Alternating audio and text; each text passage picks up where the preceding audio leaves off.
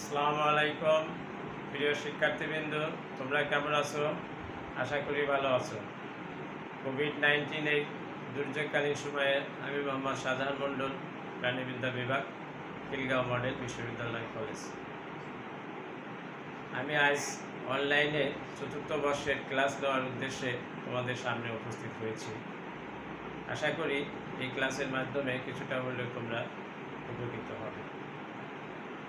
প্রিয় শিক্ষার্থীবৃন্দ, বিশেষ করে অনার্স চতুর্থ বর্ষের শিক্ষার্থীবৃন্দ, তোমরা জানো যে আমি তোমাদের মাইক্রোবায়োলজি এবং রেডিয়েশন বায়োলজি এই বিষয় দুটি পড়িয়ে থাকি।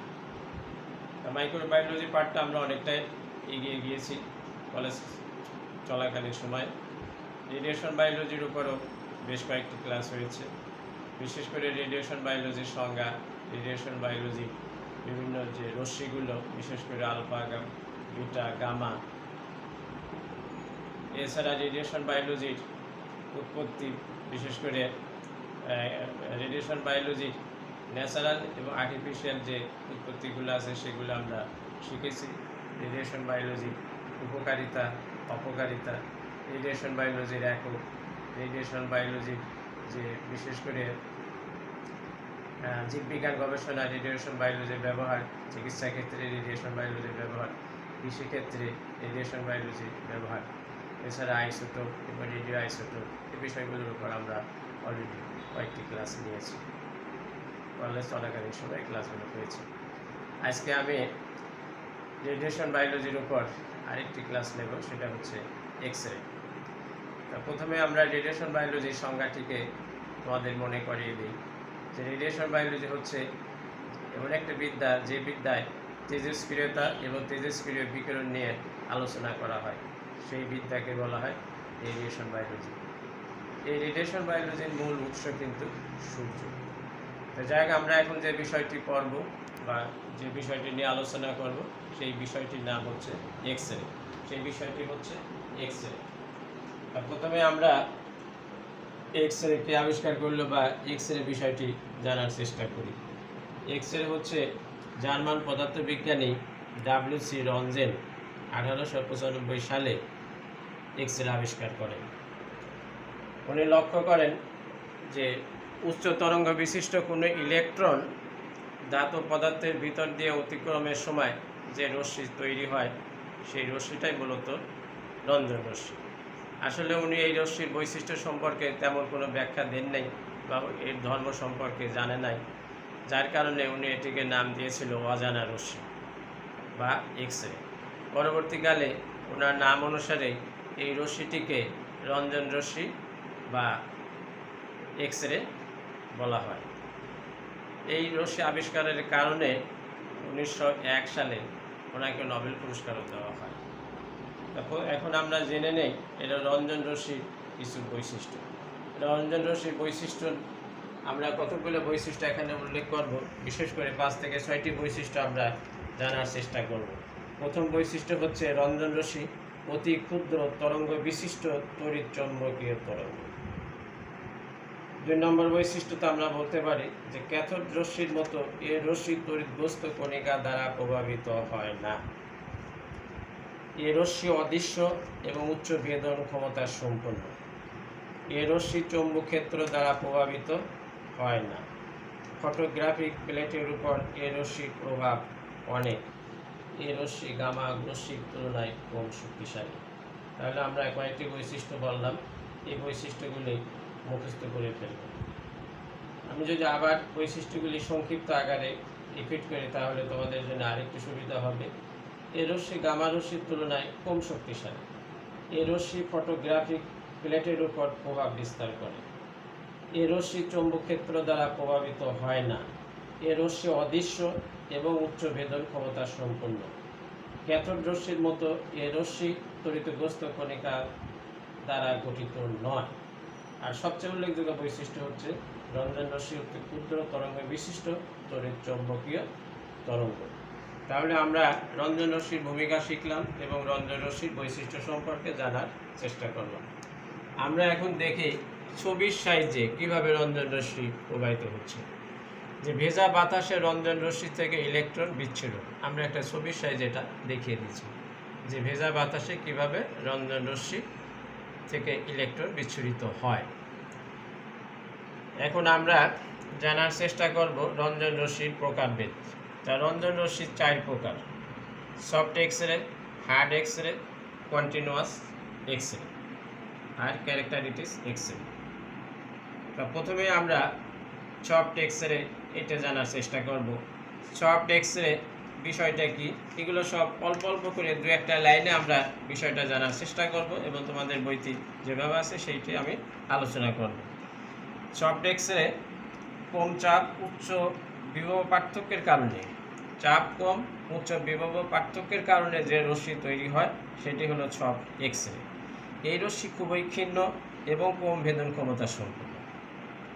তাহলে আবার একটু মনে করার চেষ্টা করো যে কম চাপ অল্প বিভব পার্থক্যের কারণে যে রশ্মি তৈরি হয় সেটি সফট এক্স-রে।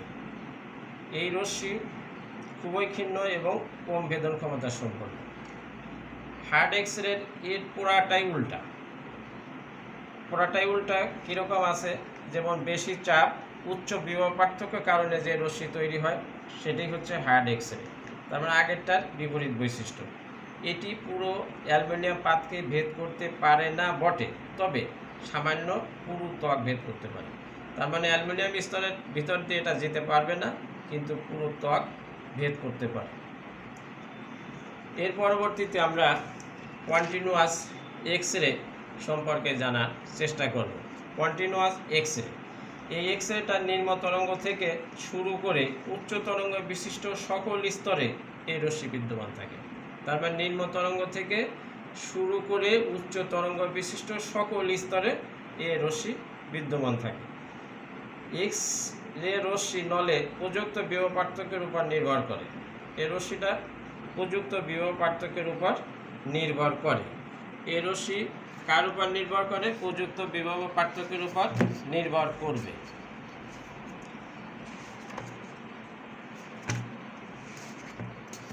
এরপরে আমরা আরেকটু জানার চেষ্টা করি এই রশ্মি সম্পর্কে। যেমন কুলম্ব ক্ষেত্রের আওতায় কোনো প্রচণ্ড গতিসম্পন্ন ইলেকট্রন আসার সাথে সাথে এসব ইলেকট্রনের গতিবেগ পরিবর্তিত হয়। গতিবেগ পরিবর্তনের ফলে যে ত্বরণ বা মন্তর ঘটে তার সাথে সাধারণ বিদ্যুৎ চৌম্বকীয় বিকিরণ ঘটে। এর ফলশ্রুতিতে এখানে যে বিটা কণিকা কোনো বস্তুর ভিতর দিয়ে অতিক্রম করার কারণে যে রশ্মি তৈরি হয় সেটি হচ্ছে কন্টিনিউয়াস এক্স-রে। এর আরেক নাম হচ্ছে হোয়াইট এক্স-রে। এর আরেকটি নাম বাংলায় বলা হয় যে রোগজনিত বিকিরণ হিসাবে এটা পরিচিত। তাহলে এর 3টে নাম, একটা হলো হোয়াইট এক্স-রে, রোগজনিত বিকিরণ। আর এটা সাধারণত দেখা যাচ্ছে যে নিম্ন তরঙ্গ থেকে শুরু করে উচ্চ তরঙ্গ বিশিষ্ট সকল স্তরে এই রশ্মি বিদ্যমান থাকে। এর পরবর্তীতে আর একটি রশ্মি আমরা শিখব, সেটা হলো ক্যারেক্টারিটিস এক্স-রে। এটা চতুর্থ রঞ্জন রশ্মি, যে রশ্মি প্রযুক্ত বিভব পার্থক্যের উপর নির্ভর না করে টার্গেট বস্তুর উপর নির্ভর করে। তার মানে এটা প্রযুক্ত বিভব পার্থক্যের উপর নির্ভর না করে টার্গেট বস্তুর উপর নির্ভর করে, সেই রশ্মিটাই হচ্ছে ক্যারেক্টারিটিস এক্স-রে।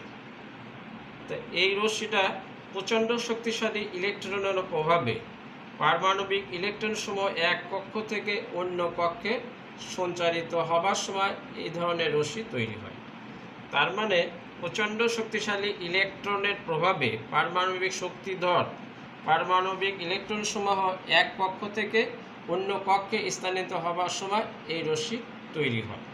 এখানে 50 কিলোভোল্ট বা তার বেশি শক্তি ইলেকট্রনের প্রয়োজন হয়।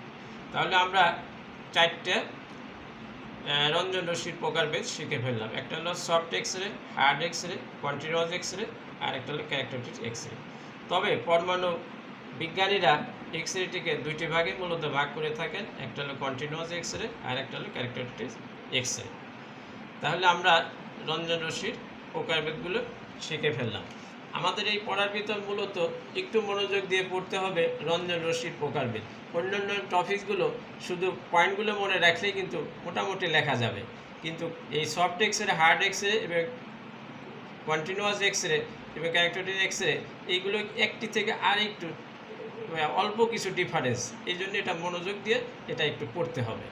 যেমন অল্প বিভব, কম বিভব, পার্থক্য, উচ্চ থেকে নিম্ন তরঙ্গ, এই বিষয়গুলো একটু আলাদা আলাদাভাবে ইন্ডিভিজুয়াল মনে রাখার চেষ্টা করতে হবে। তো প্রিয় শিক্ষার্থীবৃন্দু, আমরা রঞ্জন রশ্মির প্রকারভেদ শিখে ফেললাম, এর বৈশিষ্ট্য শিখলাম এবং ভেজা বাতাসে রঞ্জন রশ্মি কীভাবে বিস্তৃত হয় এ সম্পর্কেও জানার চেষ্টা করলাম। প্রিয় শিক্ষার্থীবৃন্দু, আমরা এখন পড়ব রঞ্জন রশ্মির ব্যবহার। এই রঞ্জন রশ্মির ব্যবহার শুধু যে জীববিজ্ঞানের স্টুডেন্ট হিসাবে তোমরা পড়বে ঠিক তা নয়, পদার্থবিজ্ঞান, রসায়ন বিজ্ঞান এবং অন্যান্য বিজ্ঞানের সাথেও এই রঞ্জন রশ্মির সম্পর্ক আছে। তার মানে পদার্থবিদ্যার স্টুডেন্ট তারাও রঞ্জন রশ্মি পড়াশোনা করে এবং রসায়নবিদ্যার স্টুডেন্ট তারাও রঞ্জন রশ্মি পড়াশোনা করবে। তাহলে আমরা এখন রঞ্জন রশ্মির ব্যবহার জানার চেষ্টা করব। রঞ্জন রশ্মি কয়েকটি ব্যবহার আমরা এখানে উল্লেখ করেছি, সেই ব্যবহারগুলো স্টেপ বাই স্টেপ চেষ্টা করব। একটা হলো অস্থি প্রদর্শন। আসলে রঞ্জন রশ্মির ব্যবহার আধুনিক বিজ্ঞানে এর ব্যবহারটা ব্যাপক। আমরা কয়েকটি বৈশিষ্ট্য এখানে উল্লেখ করেছি। অস্থি প্রদর্শন, প্রিয় শিক্ষার্থীবৃন্দ, তোমরা জানো যে কোথায় আঘাত পাইলে দেখা যায় অস্থি ক্ষতিগ্রস্ত হয়, কোথায় আঘাত পাইলে অস্থি ক্ষতিগ্রস্ত হয়। এই অস্থি কোথায় ভেঙে গেছে এবং কোথায় ক্ষতিগ্রস্ত হয়েছে কিনা, বা শরীরের ভিতরে কোনো অতিরিক্ত বস্তু বা অন্য কোনো বস্তু প্রবেশ করেছে কিনা, এই সমস্ত বিষয় জানার জন্যে আমরা এক্স রে ব্যবহার করে থাকি। তার মানে অস্থির পূর্ণাঙ্গ জানার জন্য এক্স রে ব্যবহার করা হয়। এগুলো মূলত এখন পড়ছে আমরা এক্স রে ব্যবহার। এক্স রে ব্যবহার আরেকটি ব্যবহার আছে ক্যান্সার। ক্যান্সার চিকিৎসায় এক্স রে ব্যবহার উল্লেখযোগ্য এবং ক্যান্সার চিকিৎসায় এক্স রে ব্যবহার উল্লেখযোগ্য। এছাড়াও ক্যান্সারের আরেকটি চিকিৎসা করা হয়, যেটা হলো কেমোথেরাপি। 3 নম্বর ব্যবহারটা হলো বিমানবন্দরের নিরাপত্তা। তা বিমানবন্দরের যাত্রী যারা বহন করে, যে সমস্ত যাত্রী বা অতিরিক্ত যাত্রীগুলো যখন প্রবেশ করে তখন এক্স রে সাহায্যে এদেরকে পরীক্ষা নিরীক্ষা করা হয় এবং তাদের মালামাল, এমনকি বিমানবন্দরে যখন উড়োজাহাজে এরা চলাচল করে তখনও তাদের এক্স রে সাহায্যে তাদের যে প্রয়োজনীয় জিনিসপত্রগুলো পরীক্ষা নিরীক্ষা করা হয়। কম্পিউটার ভিত্তিক ব্যবহার, আমরা জানি এমআরআই এবং সিটি স্ক্যান এইগুলো ব্যবহার এক্স রে মতনই এইরকম দুইটা ব্যবহার আমরা এটা লক্ষ্য করে থাকি। এই দুইটা ব্যবহারের ক্ষেত্রে কম্পিউটারের ভিত্তিতে এদেরকে ছবি সংগ্রহ করা হয়। তার মানে এমআরআই এবং এক্স রে, এমআরআই আর একটা হলো সিটি স্ক্যান, এই ব্যবহারটা কম্পিউটার ভিত্তিক ছবি এক্স রে মাধ্যমে কালেকশন করা হয়। তার মানে ছবি প্রদর্শন করা হয়, কম্পিউটারের সাহায্য লাগে এখানে। এক্স রে ব্যবহার কারণ কি? আমরা যে এক্স রে ব্যবহার করি, কি কি কারণে আমরা এক্স রে ব্যবহার করে থাকি? স্বাভাবিক ক্রিয়াকলাপের জন্য আমরা এক্স রে ব্যবহার করে থাকি।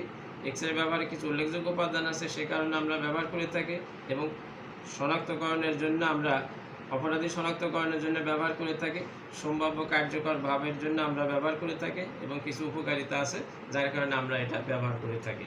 আমরা এই 4টে পয়েন্ট জানার চেষ্টা করব। প্রথমে আসি স্বাভাবিক ক্রিয়াকলাপ। প্রিয় শিক্ষার্থীবৃন্দ, তোমরা জানো যে আমাদের শরীরের অন্তভাগের পরীক্ষায় ডাক্তারগণ এক্স রে ব্যবহার করে থাকেন। আমাদের শরীরে যে অন্তভাগের পরীক্ষাগুলো আছে সেই পরীক্ষাগুলো করার জন্য ডাক্তারগণ এক্স রে ব্যবহার করে থাকেন। বিশেষ করে ভাঙা অস্থি, ক্ষতস্থান চিহ্নিতকরণ, ক্যান্সার, এছাড়া উপবাস, খাবার পানি ইত্যাদির কারণে এক্স রে করা হয়। 2 নম্বর পয়েন্ট হলো উপাদান। দন্ত চিকিৎসকগণ দাঁতের সুস্থতার জন্য এক্স রে ব্যবহার করে থাকেন। বিশেষ করে দাঁতের ক্ষয়, দাঁতের ক্ষয় পূরণ, দাঁতের হাড় শক্ত এবং দাঁতের চিকিৎসার উন্নয়নের জন্য এক্স রে ব্যবহার করে থাকেন। এবং এমনকি বিভিন্ন ধরনের রোগ, লিম্ফোমা, ক্যান্সার, দাঁত গজাতে এক্স রে ব্যবহার করা হয়। তার মানে এখানে দন্ত চিকিৎসকগণ যে উপাদানগুলো ব্যবহার করে থাকেন দাঁতের ক্ষেত্রে সেটা আমরা এখানে উল্লেখ করেছি। শনাক্তকরণ, অপরাধী শনাক্তকরণের ক্ষেত্রে এক্স রে ব্যবহার করা হয়। যা বর্তমানে জাতীয় নিরাপত্তার ব্যবস্থা, বিশেষ করে বিমানবন্দরের নিরাপত্তার ব্যবস্থা, তারপরে কোর্ট, হাইকোর্ট বা জেল হাজত, হাসপাতাল এবং অনেক সময় দেখা যায় ছাত্রদের অস্ত্র বিরত রাখতেও এক্স রে ব্যবহার করা হয়। আরেকটা হলো পটেনশিয়াল বা সম্ভাব্য কার্যকর ভাব। কোথায় রং করার কাজে কোন ধরনের রং ব্যবহার করেছে এবং রঙের কার্যকারিতা কেমন, রং আসল না নকল ইত্যাদি জানার জন্য এক্স রে ব্যবহার করা হয়। এরপরে আসো বেনিফিট। ব্রিটিশ বিজ্ঞানীরা কোথায়ও কোনো পুরানো তত্ত্ব খুঁজে পাওয়ার কাজে এক্স রে ব্যবহার করে থাকে। শুধু তাই নয়, যে হাজার বা শত বছরে যে পুরানো যে দলিলাদি, পৌরাণিক অক্ষর ইত্যাদি জানার জন্য এক্স রে ব্যবহার করে থাকে।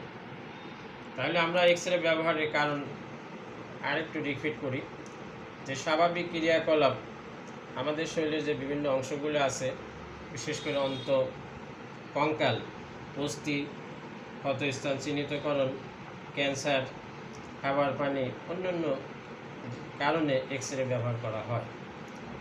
তারপরে দন্ত চিকিৎসকগণ এক্স রে ব্যবহার করে থাকেন, বিশেষ করে দাঁতের ক্ষয়, দাঁতের বিভিন্ন রকম রোগ, তারপরে মাড়ির ক্ষয়, দন্ত চিকিৎসকগণ দাঁতের উন্নয়নে এক্স রে ব্যবহার করে থাকেন। বিভিন্ন ধরনের রোগ, বিশেষ করে ক্যান্সার, টিউমার, দাঁত গজাতে এক্স রে ব্যবহার করা হয়। তারপরে আইডেন্টিফিকেশন বা শনাক্তকরণ, অপরাধী শনাক্তকরণে এক্স রে ব্যবহার করা হয়। বিশেষ করে বিমানবন্দর থেকে শুরু করে আমাদের যে দেশের বিভিন্ন জায়গায় বিপজ্জনক বস্তু শনাক্তকরণে এক্স রে ব্যবহার করা হয়। বিশেষ করে জেল হাজত, কোর্ট, হাসপাতাল ইত্যাদি জায়গায় এক্স রে ব্যবহার অনস্বীকার্য। আরেকটা হলো পটেনশিয়াল। পটেনশিয়াল, কোথায় রং করার কাজে এক্স রে কোন ধরনের রং ব্যবহার করা হয়েছে, সেটা আসল কি নকল তা এক্স রের মাধ্যমে জানা যায়, এবং সেটা কত বছরের জন্য করা হয়েছে, এই রঞ্জক পদার্থের পরিবর্তন হবে কিনা, এবার সঠিক রং কিনা, এবং সংরক্ষণের কাজে এক্স রে ব্যবহার করা হয়।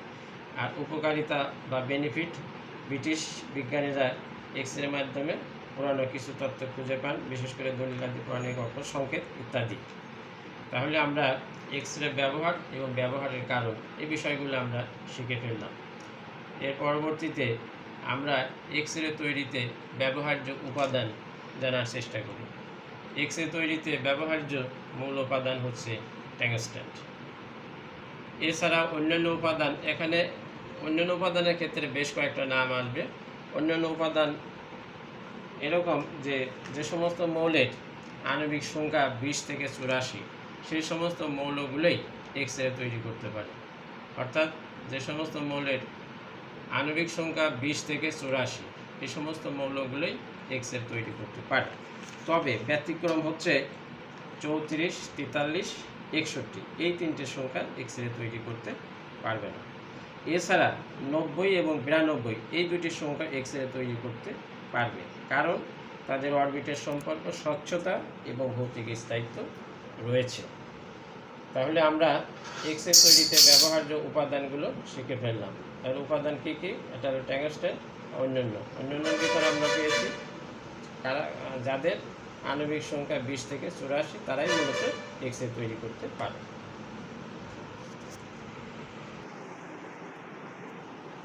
প্রিয় শিক্ষার্থীবৃন্দ, আমরা এখন এক্স রে ব্যবহারের সুবিধা এবং অসুবিধা জানার চেষ্টা করব। এক্স রে ব্যবহারের দুইটি সাইড আছে, যেমন উপকারিতা আছে তেমন অপকারিতা আছে। তা এক্স রে এমন একটা বিজ্ঞান, যে বিজ্ঞান চিকিৎসা ক্ষেত্রে সম্পূর্ণ প্রায় জায়গায় স্থান করে ফেলেছে। তার মানে চিকিৎসা ক্ষেত্রে এক্স রে বিজ্ঞান একটা গুরুত্বপূর্ণ জায়গা দখল করে আছে। সুবিধাসমূহ, তারপরে রোগ শনাক্তকরণ, রোগ নির্ণয় ইত্যাদি জায়গায় এক্স রে ব্যবহার আছে। হাসপাতাল, নার্সিং এবং ক্লিনিক ইত্যাদি জায়গায় এক্স রে ব্যবহার আছে। হাসপাতাল, নার্সিং এবং ক্লিনিক, হাসপাতাল, নার্সিং এবং ক্লিনিকে এক্স রে ব্যবহার আছে। তারপরে এক্স রে মাধ্যমে যে চিকিৎসাগুলো করা হয় এবং দ্রুত এবং ব্যথামুক্তভাবে করা হয়। এক্স রে সাহায্যে দাঁত, অস্থি, ক্যান্সার ইত্যাদি শনাক্ত করা যায়। তারপরে তুলনামূলকভাবে অন্যান্য চিকিৎসা থেকে, বিশেষ করে এমআরআই, সিটি স্ক্যান থেকে এর ব্যয়টা কম। তাহলে আমরা এর কী কী সুবিধা পাইলাম? এক্স রে সুবিধা পাইলাম হলো চিকিৎসা বিজ্ঞানে এরা জায়গা দখল করে ফেলেছে। আরেকটা চিকিৎসা উপকারিতা পাইলাম, রোগ শনাক্তকরণ, রোগ নির্ণয় ইত্যাদি ক্ষেত্রে এক্স রে ব্যবহার আছে। হাসপাতাল, নার্সিং ইত্যাদি জায়গায় এক্স রে ব্যবহার আছে। দাঁত, অস্থি, ক্যান্সার ইত্যাদি জায়গায় এর ব্যবহার আছে। এর ব্যয় কম এবং দ্রুত সময়ে করা যায় এবং ব্যথামুক্ত। তাহলে আমরা উপকারিতাগুলো শিখে ফেললাম। এবং অসুবিধাগুলো, যেমন সুবিধা আছে আবার অসুবিধাগুলো আছে। অসুবিধা হচ্ছে যে এরা দৃশ্যমান নয়, কারণ এক্স রে তেমন দৃশ্যমান নয়। কারণ কি? এরা তড়িৎচুম্বকীয় বিকিরণ, সেই কারণে এটা দৃশ্যমান নয়। অনেক সময় রোগী দুর্বলতা অনুভব করে, হৃৎপিণ্ডের সমস্যা দেখা দেয় এবং ক্যান্সারের ঝুঁকি বাড়ে, জন্মগত ত্রুটি হতে পারে। তাহলে আমরা উপকারিতা যেমন পেয়েছি, অপকারিতা পেয়েছি। কী কী অপকারিতা পেয়েছি? ক্যান্সারের ঝুঁকি বাড়তে পারে, জন্মগত ত্রুটি দেখা দিতে পারে, হৃৎপিণ্ডের সমস্যা হতে পারে, রোগী দুর্বলতা অনুভব করতে পারে এবং এরা দৃশ্যমান নয়। আর কি হতে পারে? আরেকটা উপকারিতা আছে যে শহর অঞ্চলে এক্স রে মাত্রা সবচেয়ে বেশি থাকে। তাহলে আমরা এক্স রে ব্যবহারের সুবিধা এবং অসুবিধা এটা আমরা শিখে ফেললাম। এখানে আমরা আরেকটি বিষয় না শিখলেই নয়, সেটা হলো এক্স রে ব্যবহারের বিপদসমূহ। অনেকটাই অসুবিধার সাথে এক্স রে ব্যবহারের বিপদসমূহের অনেকটাই মিল আছে। তা এক্স রে ব্যবহারের বিপদসমূহ কি আমরা একটু জানার চেষ্টা করি। 4টে পয়েন্টে বা 5টি পয়েন্টে আমরা এখানে ব্যাখ্যা দিয়েছি। যে শারীরিক অস্বাভাবিকতা চিহ্নিতকরণ, ফরেনসিস বা অভিমত, ক্যান্সারের ঝুঁকি, জন্মগত ত্রুটি, হৃৎপিণ্ডের সমস্যার ঝুঁকি। তাহলে আমরা এই 4টে বিষয় বা 5টি বিষয় ব্যাখ্যা জানার চেষ্টা করব। যে শারীরিক অস্বাভাবিকতা চিহ্নিতকরণ, অনেক ক্লিনিক এবং হাসপাতাল যেখানে এক্স রে ব্যবহৃত হয়। এখানে কিভাবে ব্যবহৃত হয়? অস্থির গঠন, দাঁতের চিকিৎসায় এবং শরীরের অস্বাভাবিকতা চিহ্নিতকরণ এক্স রে ব্যবহার করা হয়। এই সমস্ত ব্যবহার যদিও স্বাস্থ্যের জন্য মোটেই সুখকর নয়, তথাপি ডাক্তারের চিকিৎসায় এক্স রে ব্যবহার হয়ে থাকে। তাহলে আমরা একটি পয়েন্ট আলোচনা করলাম। এরপরে আসো ফরেনসিস বা অভিমত। বিমানবন্দর, শিল্প কারখানা বা কোম্পানি এরিয়ায় যেখানে খালি চোখে গাঠনিক অস্বাভাবিকতা উদ্ঘাটন করা হয় না বা যায় না, সেখানে এক্স রে মাধ্যমে পরীক্ষা করা হয়। অধিক নিরাপত্তাজনিত এরিয়ায় এক্স রে মাধ্যমে পরীক্ষা করা হয়। বিশেষ করে বহিরাগত কোনো বস্তু প্রবেশ করে কিনা এবং বিপজ্জনক কোনো বস্তু কেউ ব্যাগে করে এনেছে কিনা সেগুলো জানার জন্য দেখা যায় এক্স রে ব্যবহার করা হয়। এই জিনিসগুলো বিপদ সময়ের ভিতর উল্লেখ করেছি। তারপরে ক্যান্সারের ঝুঁকি। এক্স রে ব্যবহারের কারণে ক্যান্সারের ঝুঁকি বাড়ে। এক্স রে ব্যবহারের কারণে কি হতে পারে? ক্যান্সারের ঝুঁকি বেড়ে যায়। যে সমস্ত রোগী বা ব্যক্তি এক্স রে প্রবণ এরিয়ায় থাকে বা যায়, তাদেরকে ক্যান্সারের ঝুঁকি সবচেয়ে বেশি থাকে। পৃথিবীতে বর্তমানে 1/3 ক্যান্সার সম্পর্কিত বিষয়ের সাথে এক্স রে কথা জড়িত। তো বর্তমান পৃথিবীতে দেখা যায় 1/3 ক্যান্সার সম্পর্কিত বিষয়ের সাথে এক্স রে কথা জড়িত। এক্স রে কী করে? ক্যান্সার কোষকে মেরে ফেলে। তার জন্মগত